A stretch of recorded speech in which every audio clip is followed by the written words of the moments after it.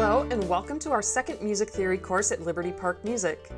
We will be learning how to identify and write musical intervals within the octave, major and minor scales, and triads.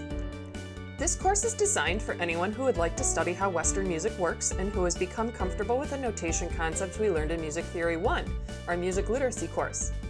Some of the topics we'll cover include interval size, interval qualities like major, minor, perfect, diminished, and augmented, the different kinds of major and minor scales, and analyzing and writing different kinds of triads you'll encounter in Western music.